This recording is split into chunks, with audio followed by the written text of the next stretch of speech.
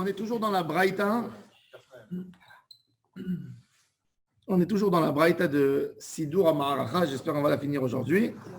Ve'atavat Hamesh Nerot Kodem Ledam Atamid. Atavat Hamesh Nerot Kodem Ledam Atamid. On a dans la menorah,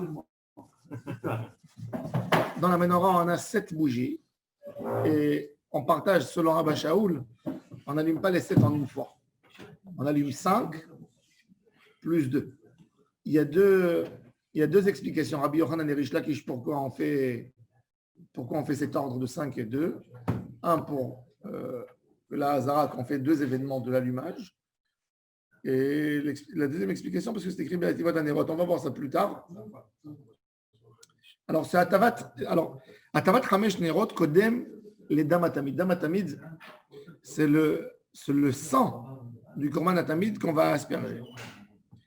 Atavat Hamesh Nerot Kodem les Damatamid, mais Damatamid Kodem les Atavat Shte Nerot. Et le Damatamid, il sera avant, il est au milieu. Maïtama. Quelle est la raison? Amar Abaye, il vient nous expliquer. Aou Baboker, Dishne Gzirei Etzim de l'Otzriche, Shadinu Leacha. Nous, on a expliqué qui est écrit Baboker dans les Shne Gzirei Etzim. Et là-bas, on n'avait pas besoin de ce pasuk Baboker pour nous expliquer pourquoi les Shne Gzirei Etzim ils sont avant Mizbach Apenimi. Pourquoi? Parce que qu'est-ce que la Gemara avait dit, si vous vous souvenez? Elle a dit Marchir Adif. Comme c'est un accessoire pour créer du feu, c'est Marchir et Mitzvah. Ça doit être avant la Mitzvah. Donc, c'est logique que les Shne Gzirei Etzim, les 2 troncs de bois qu'ils mettaient pour augmenter la dose du feu sur le Mizbeach externe, ils vont avancer la prochaine étape de nettoyer l'encensoir qui était à l'intérieur, qui est un encensoir. Alors, on a là-bas 2 mots inutiles dans ce texte, Baboker. Alors, qu'est-ce qu'on fait avec? Alors, il dit, il y a une règle qui dit, ça veut dire, on va l'apprendre pour donner une autre notion. Qu'est-ce qu'on apprend? Alors, regardez.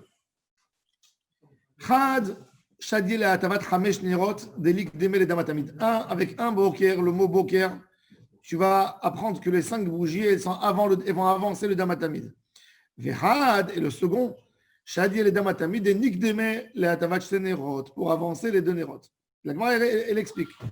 Had Shadi le atavat chamesh nerot, de nikdeme le damatamid, de achat lata, ve'achatre.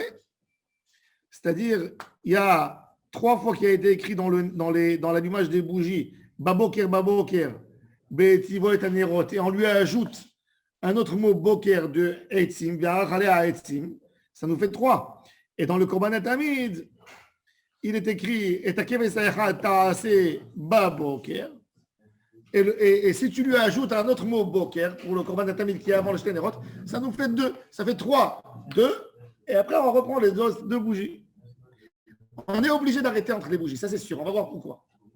Maintenant, ça va nous faire comme si on a 3 fois le mot Boker dans la Hatavat Hamesh Nerot et 2 fois le mot Boker écrit à propos du Damatamid. Alors, ça fait un an. 3, c'est le premier. Après 2. Et après, les autres 2 bougies. Comme ça, la Gemara, elle a compris. Alors, la Gemara, elle dit... Alors, la Gemara dit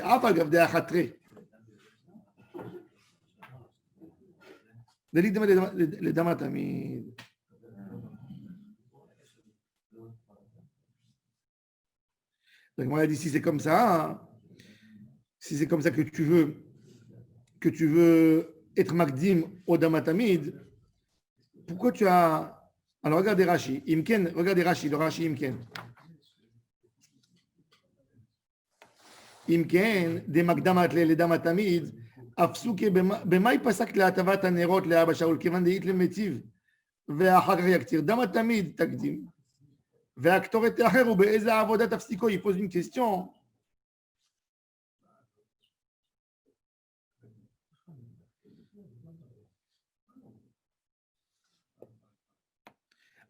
Excusez-moi, j'ai avancé Rachi un peu avant. je reprends dans les mots. Je reprends dans les mots, parce que j'ai fait le par cœur. Alors, il dit comme ça.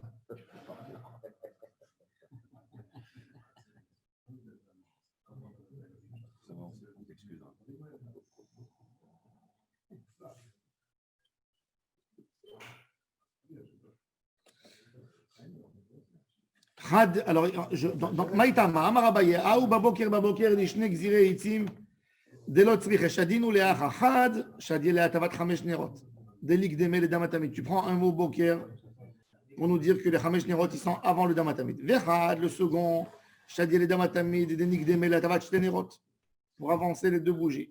Had, Shadi Leatavat Chamesh Nerot, Delik Deme le Damatamid. Pourquoi? Parce qu'on a pris un mot Boker, on a ajouté Ababoker, Baboker, Beetivot Nerot. Ça nous fait 3 fois le mot Boker. Et dans Korban Tamid, on a 2. Pourquoi? Parce que qu'est-ce qui est écrit dans Korban Tamid? Dans Korban Tamid, il est écrit une fois le mot Boker. Et donc, si je lui ajoute, si je lui ajoute un mot Boker de Shnek Zire Etzim, ça nous fait 2.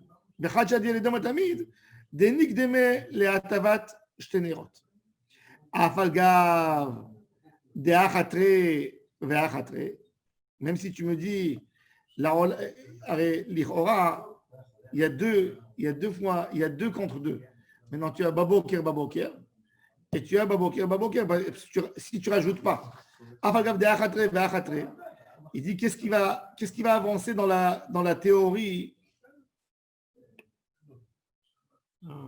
Pourquoi les deux, le dernier, on ne le fait pas avant Tamid? Parce qu'ils sont à égalité de 2. Parce que dans Korban Tamid, il y a 2, et dans Shténerot, il y a 2. Pourquoi on avance le Tamid et pas les Shténerot? Oui, pourquoi on avance le Tamid et pas les Shténerot? Alors il te dit, ceux-là, ils sont adifs. Pourquoi? Parce que qu'est-ce qui est le Mechaper, le Korban Tamid? Ola Mechaper est à l'arasé, vers l'autre arasé, anitak l'arasé.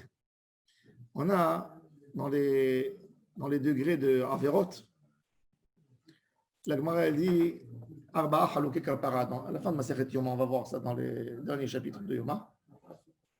Quels sont les degrés de transgression? Il y a une transgression qui est Bitul Mitzvah Taseh. Annuler une mitzvah. Tu n'as pas mis tes tefilin. Tu n'as pas. Taseh. Oui, Bitul Mitzvah Taseh. Tu ne l'as pas fait.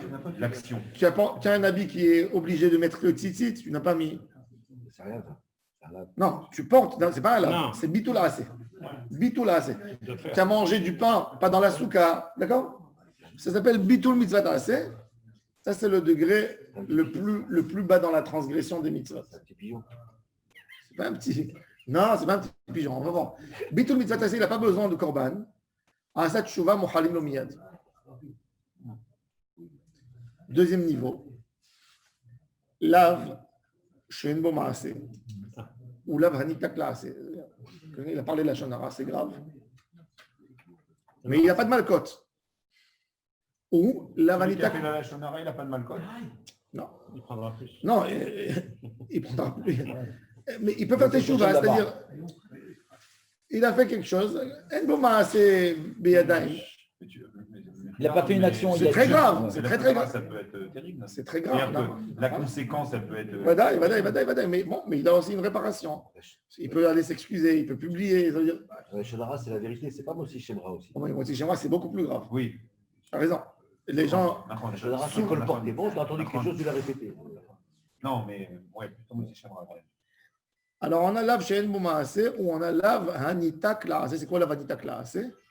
C'est un lave qui est réparable. Quelqu'un, il l'a volé. S'il rend, il a fait sauter l'interdiction. Il a fait sauter le. Il a volé quoi, de l'argent? Oui. Il a rendu. Alors, par rapport au lave. Il a annulé sa faute ou pas? Il a annulé, mais il n'a pas annulé. Il doit demander pardon quand même. Ça veut dire un homme qui a volé, il ne peut pas aller incognito, lui rendre à l'autre l'argent, lui mettre dans sa poche et Il dire. a demandé pardon en public? Non, pas en public. Il doit lui demander pardon entre lui. De la même manière qu'il a volé. S'il a volé en public, il faut faire Non. devant tout le monde. La chair fatalo, si l'autre il lui pardonne, il a fait du mal à quelqu'un, il répare. Ça s'appelle lave hanita klaase. Lave hanita klaase, il n'y a pas de malcote. Pourquoi il n'y a pas de malcote là-dessus? Parce que c'est réparable. Tu peux le faire tout de suite. Ils vont le frapper, il va dire attends, je vais l'arranger. Je peux toujours arranger. Un lave hanita klaase, il peut être réparable. Après, on a un lave qui est grave. Un homme qui a mangé, il a consommé du porc, par exemple, il a mangé Issour Achidaev. Là, c'est déjà lave chez Yeshbo Maaseh. On rentre dans les malcotes. Hein? Oui, tu vas me dire le Lachon Hara, il est plus grave que le porc. Non, de manger du porc. Le gars, il fait sa faute sur lui. Quand il vole quelqu'un, il va voler son prochain. Oui, mais il peut réparer. Il peut le rembourser. Il peut rembourser. Il peut pas vomir le porc qu'il a mangé. Tu peux, hein. Non, après 2 jours, 3 jours. Oui, mais la faute, elle est quand même faite sur lui. Tu as raison. Il y a des Il aspects. engage quelqu'un, il fait un ézec à quelqu'un, quoi qu'il en soit. Il y a des aspects. Quelle confiance après quelqu'un qui a été volé peut donner à la même Par exemple, je te dis, quelqu'un qui n'a pas fait la circoncision. Il n'a pas fait. Il est chayav, il est envers Belav tous les jours. Il a fait la circoncision, il a réparé. Il a annulé le lave. Zéro. Oui, sur lui. Sur lui, il y a aussi des choses. Il y a aussi des choses. Tu as raison, tu as raison. Tu le vois d'un point de vue différent que ce que tu l'as fait. Mais c'est un assez tellement grave qui est considéré comme un lave. Parce qu'il a carré. C'est un assez de carré. Non, Bitul Assez, c'est un verra. Le corban, il est haut. Pas forcément. Ah, Parce que celui qui a tué quelqu'un, par exemple, Bémizid ou Béchogeg, Bémizid, il n'apporte pas de corban. Alors qu'il a fait exprès. Béchogeg, il apporte un corban. Oui, alors que c'est pire.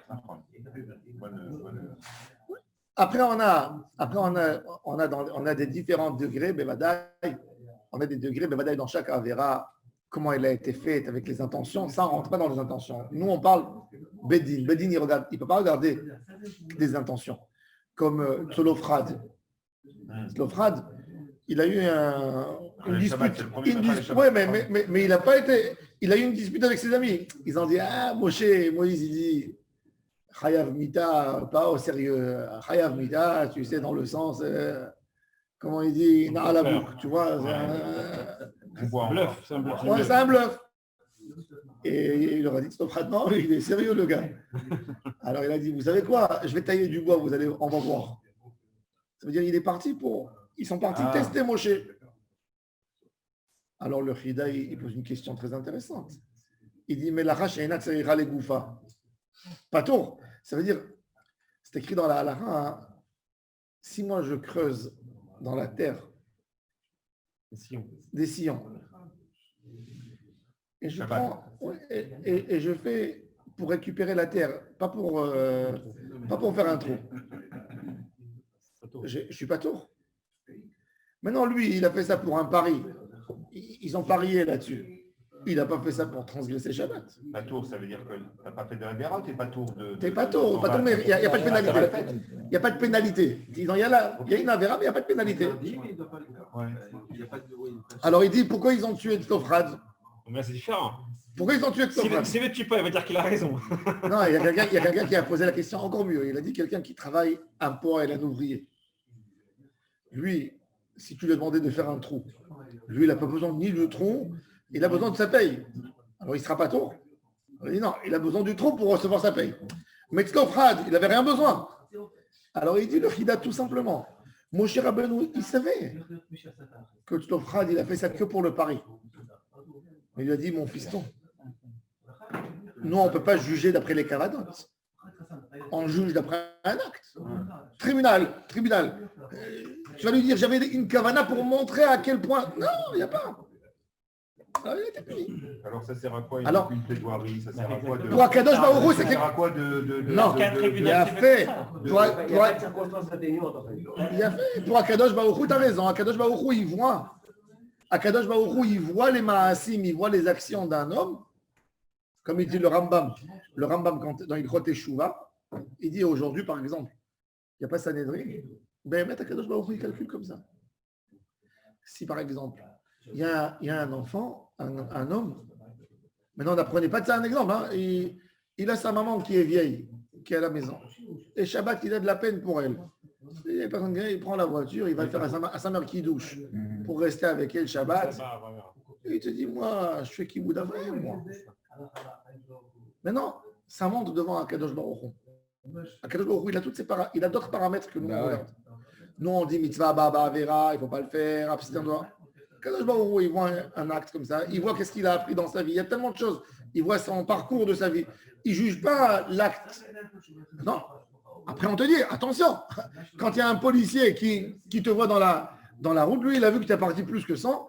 Lui, il donne l'amende. Après, toi, tu vas essayer de convaincre que tu étais parti parce que c'est pas son problème. Bedin, il doit mettre l'ordre de la Torah. C'est l'Oshayach. Il y a l'ordre de la Torah. Il y a la notion de pénalité. Alors, on te dit que le Korban Atamid, il pardonne sur des choses qu'il n'y a pas. On n'essaye pas de mettre de l'ordre là-dessus. Bitoula, c'est Bedin. Il ne va pas venir me frapper parce que je n'ai pas acheté mon loulav. Il ne va pas venir me frapper parce que les voisins ils sont partis raconter que je n'ai pas monté ma souka. Non, pas envie. Mon père allait dire que je n'honore pas assez mon père. Je ne peux rien faire. Sur ça, là, on a du matin, si je fais tchouva, elle me donne une occasion de me rattraper aussi. Elle te dit, tu sais, tu t'es associé dans la korban, chacun il a donné machatit à shekel. Korban dans la tamid, il est mechaper sur bitul haaseh et sur la vanitak la haaseh. Alors il dit, il est mechaper, donc il est avant les nérotes. Les deux nérotes, ils ne sont pas mechaprim. L'allumage des deux bougies. Donc, alors, l'argent, ça venait que d'une machatit à shekel que tout le monde donnait. Tout le peuple. Ils peuvent être engagés là-dedans. Toi, Israël, est pardonné. C'est-à-dire, la notion du korban, il faut savoir. C'est quoi le korban? C'est quoi le korban? Il sert quoi le korban? Tu dois faire tes chouvas. Mais le korban, qu'est-ce qu'il sert? Il sert à désinfecter. Il enlève la tâche. Le korban, c'est la kapara. S'il n'y a pas de chouva, il ne peut pas y avoir une kapara. Mais le korban, il enlève, il fait le nettoyage. Et c'est ce que la Gemara dit toujours. Elle dit, par exemple, Kippour, il y a des avérotes que Kippour, il ne fait pas la kapara complète. Kippour, il pardonne, mais il ne fait pas le nettoyage.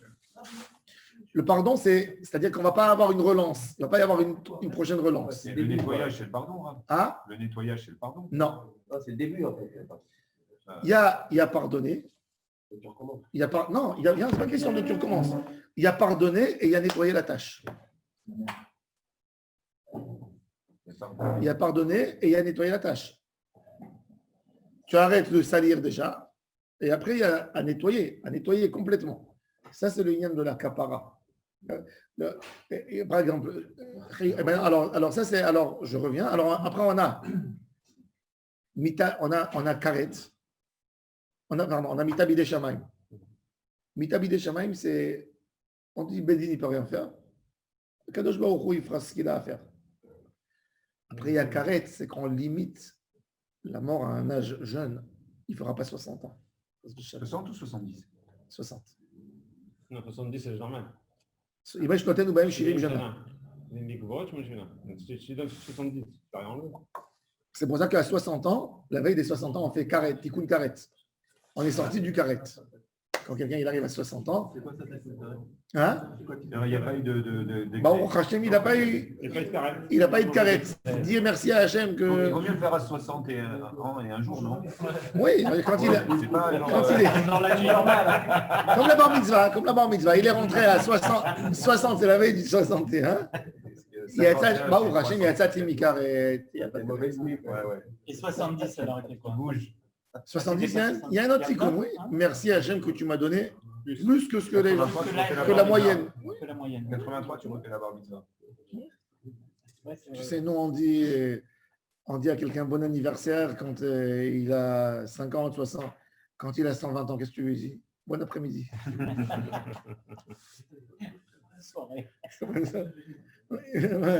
C'est gara. Ouais. Mais, et donc, après ça, on passe à c'est carrette. Après, on passe à Mitat Bedin, c'est-à-dire, on ne veut même pas laisser à Kadosh Baruch Hu lui régler son compte, c'est à nous de régler. Et là, on rentre dans les définitions de Arba Mitot Bedin. Et Rabbeinu Yonah, il dit que le plus grave de tout, Chilul Hashem, profaner le nom d'Hashem. Comment un homme, sur un jugement, il peut prétendre dire on ne va pas donner à Kadosh Baruch Hu, nous on va faire. C'est-à-dire il y a de l'an.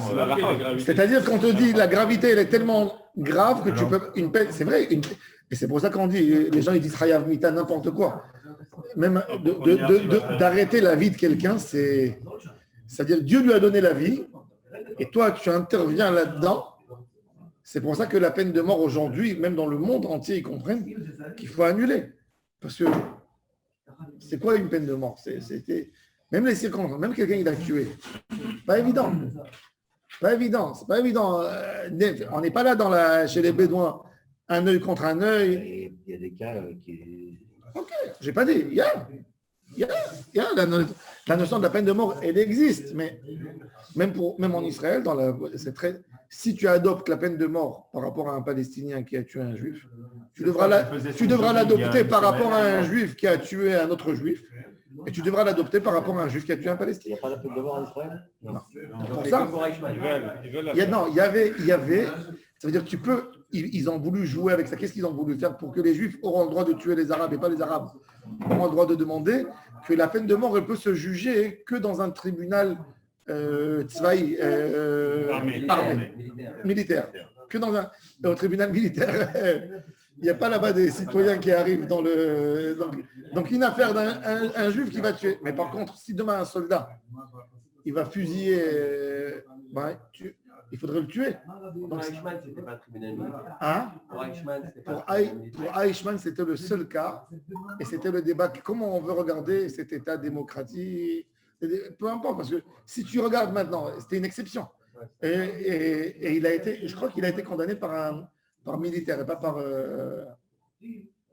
Ça veut dire qu'il ne peut pas être exécuté. La loi, c'est ça ce qui fait peur aujourd'hui. Si tu touches ça, tu commences à toucher la peine de mort, on va la réclamer tu vas la réclamer pour un viol, tu vas la réclamer pour beaucoup de choses.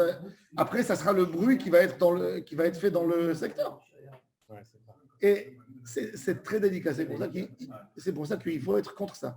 Moi-même, comme un homme religieux, je suis contre la peine de mort, parce que la peine de mort, elle doit se juger en Sanhédrin. Même sur un arabe, 70 personnes.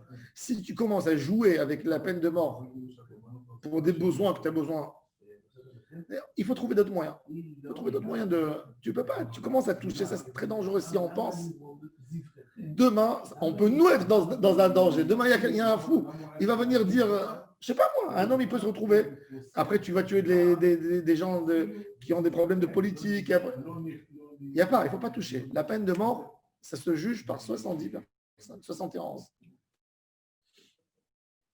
Et même là, la Gemara, elle dit qu'une assemblée de 71 qui a tué une fois par 70 ans, Bédine Katlanite. Il faut 2 d'écart. Il n'y avait pas de peine de mort. Il y avait pas de peine de mort. 73. 71, c'est ce qu'il faisait. Par contre, qu'est-ce qu'il faisait? Ça existait une peine de mort, comme que la Gemara dit la Gemara dit qu'un voyou, un mafieux, qu'est-ce qu'on fait pour le tuer? On le fait rentrer dans une chambre, on lui donne à manger du pain d'orge et que de la bière. Il n'a pas à boire de l'eau, il y a de la bière et du pain d'orge. Son ventre enfle et il perd la respiration. Après 1 mois et demi, ça marnissim moto la kippa. Kippa, c'est quand quelqu'un il faisait des choses. C'est peine de mort à la souffrance. Non, mais il n'avait pas de témoin. Il faisait à la propre. Le Sanhédrin, il lui disait, écoute, t'es malin, on t'avertit. Prochaine fois que tu as des... On ne te tue pas, mais on te fait rentrer dans une chambre. C'est pas hypocrite. C'est pas hypocrite. Il le tue avec souffrance, il a raison. Mais lui, il fait des choses. Lui aussi, il tue. Comme Jérémie hier, il n'est pas mort, on l'a tué. Ouais. Il est pas mort, on l'a tué. Oui. Ouais, non, mais un homme comme Al Capone, tu sais que c'est lui. Tu sais que c'est lui, mais tu n'arrives pas à trouver le film. Mais de quoi on parle, le Capone? Les Mechabim qui ont tué les 3 gosses, c'est là où ils vont. Ce que j'allais prendre comme exemple, la petite Chahiret qui a. Non, c'est pour ça. C'est pour ça l'idée. C'est pour ça l'idée de l'État d'Israël. C'est quoi l'idée de l'État d'Israël? C'est qu'est-ce qu'ils font quand ils prennent ces gens? Ils ne le tuent pas avec jugement. Ça veut dire qu'ils ont déjà décidé qu'il fallait le tuer. Qu'est-ce qu'ils font? Ils le ciblent, ils le mettent à la maison et ils lui laissent une petite opportunité pour se sauver. Quand il se sauve, on lui tire dessus. On ne le tue pas en jugement. On le tue avant. Mais encore une fois, il n'y a pas de procédure, il n'y a pas d'avocat. Mais alors ça, c'est la notion. Alors le korban, il faut savoir, le korban atamid, il est On revient à notre sujet. Le Korban Atamid, il est mochel. Le top du top dans le mal, c'est Chilul Hashem. Dans le mal, le top du top, c'est Chilul Hashem. Ça veut dire rien que la mort. Oui. Rien que la mort. Il y a Teshuvah. Il y a Teshuvah. Il y a Kippour. Il y a Yisurim. Et Mita Mechaperet. Chilul Hashem, c'est la génération qui a reçu la Torah. La génération qui a reçu la Torah avec l'histoire des Meraglim. Imaginez-vous tout en Israël, il y a tous les peuples à côté. Ils entendent que le peuple qui est censé à rentrer en Israël a refusé de rentrer en Israël. C'est un Chilul Hashem terrible. Les Égyptiens, ils disent ils sont sortis de là pour rentrer, ils ont contesté la volonté de leur Dieu. Ils ont fait un Chilul Hashem. Il a dit jusqu'à la mort. La mort, rien que la mort, elle fera la kapara. Ça, c'est Chilul Hashem. Rabbeinu Yonah, il a fait un chidouche exceptionnel. L'auteur de ce chidouche, c'est Rabbeinu Yonah. Pourquoi Rabbeinu Yonah? Rabbeinu Yonah vivait à Gérande. Et son rave, il s'appelait Rabbi Shlomo de Montpellier. Rabbi Shlomo de Montpellier, quand il a vu le guide des égarés de Maïmonide et son livre Sefer Hamada, il a considéré que ce livre, il ne va pas avec les règles de Emouna que lui, il a compris. Il écrit des lettres à tous les Tosfot, les rabbins Tosfot qui étaient en France. Il leur demande de brûler les livres de Maïmonide. Il va en Provence, c'était plein de livres de Maïmonide parce que c'est le sud de la France. Voilà Montpellier, etc. Il écrit dans une des lettres, il écrit à des sages de Narbonne. Il leur dit, j'ai entendu que quand vous glorifiez Maïmonide, vous disiez sur lui, Aviou et Tahoshen. Quand vous voulez étudier, vous dites, amenez-nous le pectoral. Vous considérez son livre comme un pectoral. Vous n'avez pas honte de le considérer comme un pectoral, un livre. Alors ils lui ont dit, tu te trompes. Comment tu as entendu ça sur nous qu'on appelle le pectoral? Nous, quand on demande le livre du Rambam, on dit amenez-nous l'arche. Alors, l'arche d'Aaron à Elohim. Alors, Rabbi Shlomo de Montpellier, il a fait une lettre du Bédine, il a obligé de ramasser tous les livres de Maïmonide pour les brûler maintenant. Il y avait des gens qui étaient des pieux du Rambam. Qu'est-ce qu'il a fait? Avec la machloket, elle est devenue tellement puissante que ses élèves, ils sont partis, ils ont appelé les maires des villes. Ils ont dit, il y a ici des livres tordus qui donnent aux Juifs des idées dangereuses. Aidez-nous à les ramasser pour les brûler par rapport à la responsabilité commune. Ils ont ramassé tous les livres de Maïmonide, ils les ont brûlés. C'est que le guide des égarés qui pose problème. Le guide des égarés, le Sefer Hamada, dans son livre de Halacha. Comme ça, ils ont fait. Il y a combien de temps, Sarah? Il y a 800 ans. L'année après, les chrétiens, ils ont dit, les juifs, ils disent qu'il y a des problèmes dans leur livre. Et bien maintenant, il y avait un juif qui s'est converti au christianisme. Il a dit, il y a des problèmes dans le Talmud. Ils ont ramassé dans toute la France tous les parchemins. Il y a un jeûne qu'on impose. Et à Paris, ça a été brûlé à l'hôtel de ville, devant le BHV. À l'hôtel de ville, il y a des qui disent à l'hôtel de ville, il y a des qui disent dans la cour de cette église, là, comment elle s'appelle cette église qui a brûlé? Notre-Dame. Ils ont brûlé 20 wagons des livres de Tosfot et des Chidushim. Toutes les Rashi, on a des versions qui ont été brûlées qu'on n'a plus là-bas. Shulchan Aruch, il a imposé un jeûne, Zotrukat Torah, un jeûne pour cette Torah qui a été brûlée. Rabbeinu Yonah, c'est l'élève de Rabbi Shlomo de Montpellier. Quand il voit ça, il dit à son Rav, tu t'es gouré. Je me retire. Oui, c'est celui-là de Montpellier. Rabbi Shlomo de Montpellier. Shlomo de Montpellier. Et il dit, tu t'es gouré, tu es parti trop loin. Moi, je dois demander pardon sur ce que j'ai sali à ton nom, sur Maïmonide. Il quitte son Rav. Et Rabbeinu Yonah, c'est le cousin de Nachmani, de Rabbi Moshe Bar Nachman. Ce sont des cousins. Et il devient obsessif dans cette échouva. Et il dit, je marche à pied de Gérande Il va à Héron, et il dit, je marche à pied de Géronde jusqu'à la tombe de Maïmonide à Tibériade. Et chaque juif que je vois en route, je lui dis que je demande pardon à ce qu'on a fait à Maïmonide. Et c'est ce qu'il fait. 2 ans, il tombe toutes les villes d'Espagne. Et il rentre dans les synagogues. Et avant, quand la synagogue elle est pleine, il tape.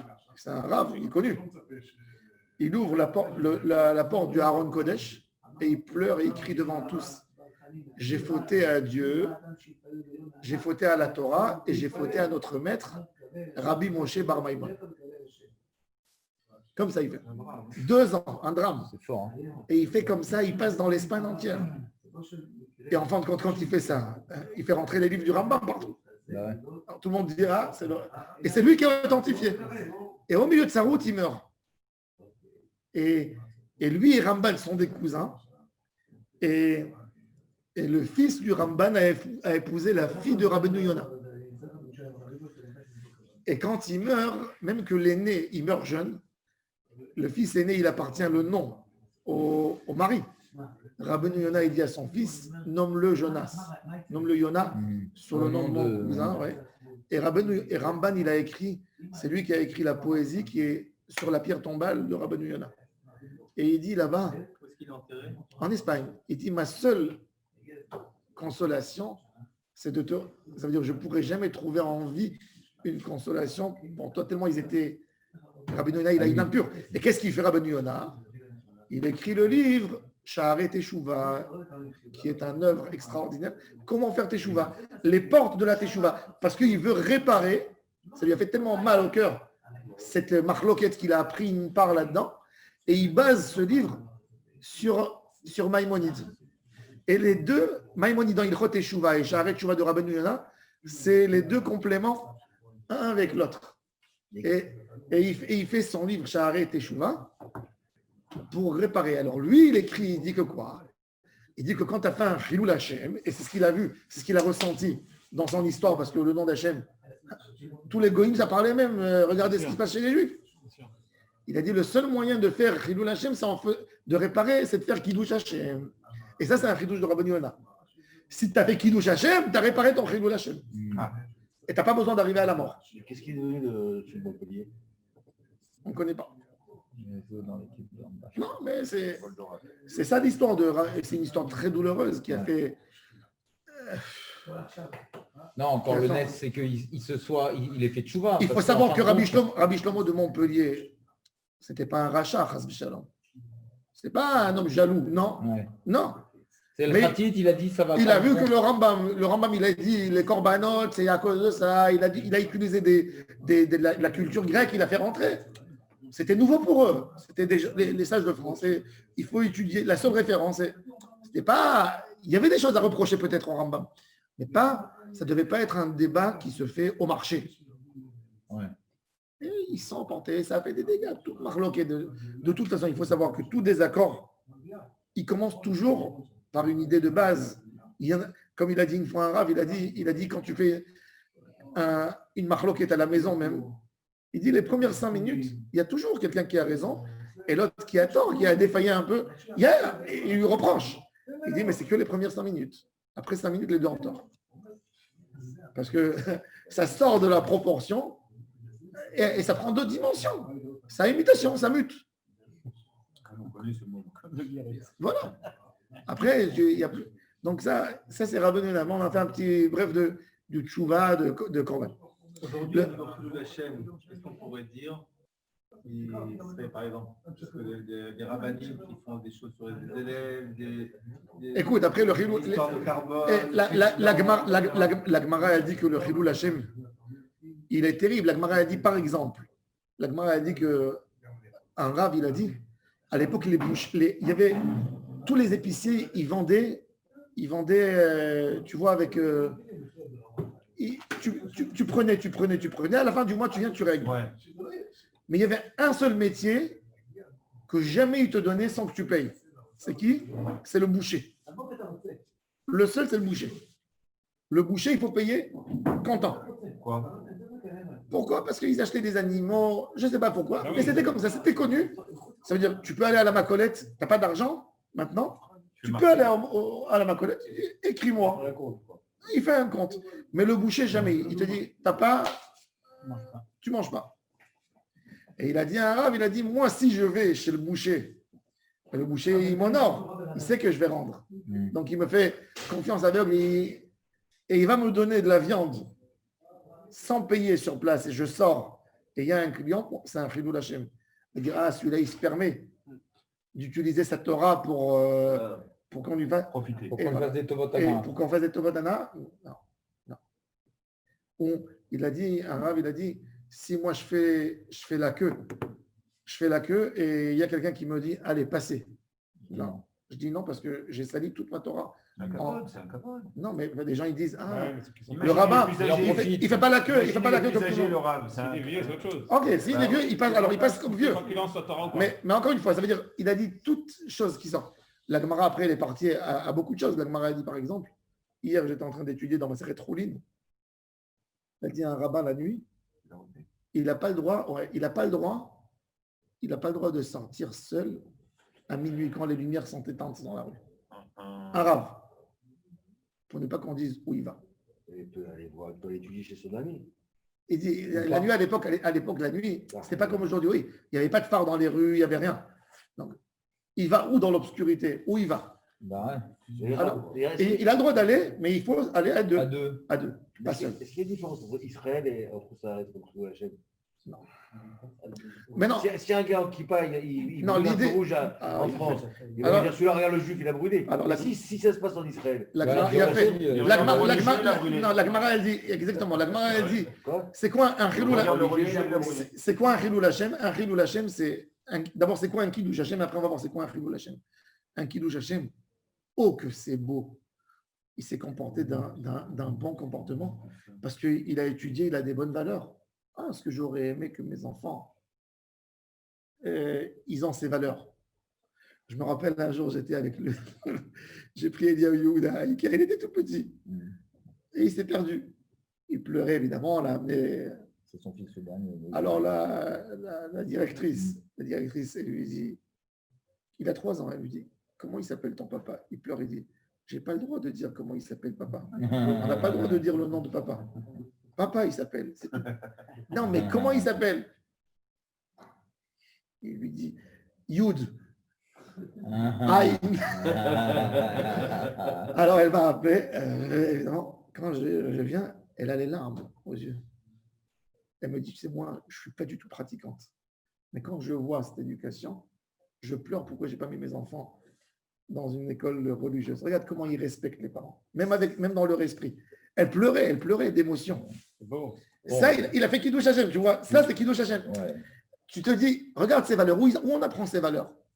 Mais quand quelqu'un, Chas v'Shalom, il dit, c'est ça ce que tu as appris dans ta yeshiva. C'est ça ce que tu as appris. Je m'en passe de cette Torah. Ça, c'est Chas v'Shalom, que Dieu nous en préserve. Il n'y a rien qui vaut tout l'argent du monde et ne fait pas une chose pareille. Salut Hachem, tu t'es détaché de est-ce que tu peux servir Hachem vis-à-vis d'un autre juif? Ben oui, si l'autre il est. Maintenant, bon. Non, mais Chilul Hashem, c'est vis-à-vis d'un goy. Non. Des fois, parce qu'il lui a dit les religieux pour l'histoire du feu rouge. Des fois, un homme, il voit son rabbin, comment il s'est mal comporté, il est écœuré de la Torah. Alors, il a fait la curée, c'est une chose. Est-ce que ça peut faire un Chilul Hashem? Ben oui, c'est quelque chose, c'est pas question. Je pense que c'est pire. Regarde la Gemara maintenant. Oui, mais c'est pas par rapport à un juif. Mais c'est même par rapport à un juif. Regardez, la preuve que la preuve de la Gemara que c'est pour des juifs, c'est qu'il parle du boucher. Dans une boucherie juive, qui c'est qui achète? C'est d'autres juifs. C'est un exemple. C'est un exemple. Voilà, on va dire, regardez comment tous les juifs se comportent. Non, maintenant un goy, il peut être maboul, il peut être antisémite. Oui. Alors, toujours il va me dire, il va me reprocher. Toujours il va me Le reprocher. Chilul Hashem en face d'un goy, je pense, c'est plus. Ouais, mais maintenant ça dépend quel Chilul Hashem. Maintenant, un goy, il va me voir en Streimel. il va dire quel barbare vous êtes. Bah ouais. Vous prenez des Non, de mais la fourrure.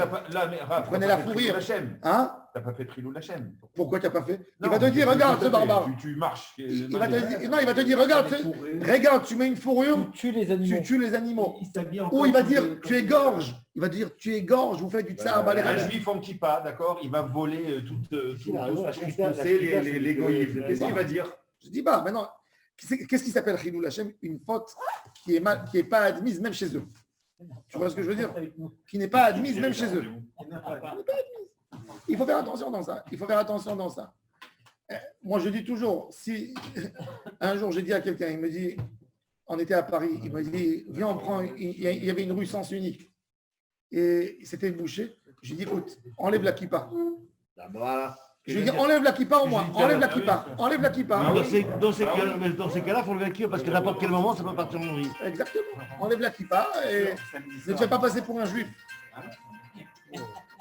Bon, maintenant, après ça, on rentre dans des...